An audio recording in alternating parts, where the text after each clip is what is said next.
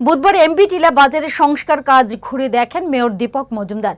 সঙ্গে ছিলেন পুর কমিশনার শৈলেশ কুমার যাদব, কর্পোরেটর অলোক রায় সহ অন্যান্যরা।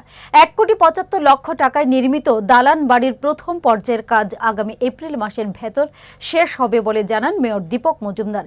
তিনি আরও বলেন, বাজার নির্মাণ কাজ আগে শেষ হওয়ার কথা ছিল, কিন্তু যার উপর দায়িত্ব দেওয়া হয়েছিল সে কাজ সম্পন্ন করতে না পারায় পরবর্তীতে আবার নতুন করে টেন্ডার করে নতুন ঠিকাদারকে দেওয়া হয় এই কাজের অগ্রগতিও ভালো। বাজারটির সংস্কারের কাজ শেষ হয়ে গেলে ক্রেতা বিক্রেতাদের অনেকটাই সুবিধা হবে বলেও জানান তিনি।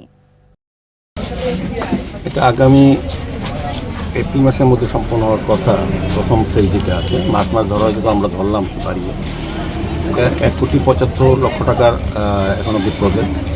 পরবর্তী এটা উপরও করা হবে এবং স্বাধীনভাবে এই বাজারটাকে ডেভেলপমেন্ট করার চেষ্টা করা হচ্ছে।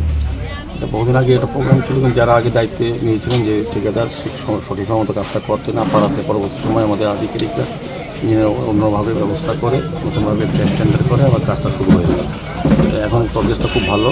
আজকে আমাদের সঙ্গে আমাদের কর্পোরেটর যিনি এই ওয়ার্ডের অলোক রায় মহোদয় আছেন, আমাদের কমিশনার ডক্টর শৈলেশজি আছেন, ওই এলাকার বিশিষ্ট সমাজসেবী শ্যামলদেব আছেন এবং আমাদের যিনি কাজটা তদারকি করেন জয়দীপ চক্রবর্তী সহ আমাদের পৌর নিগমের আধিকারিকরা আছেন এবং বাজার কমিটির সঙ্গে আমরা আজকে সবটা ভিজিট করেছি।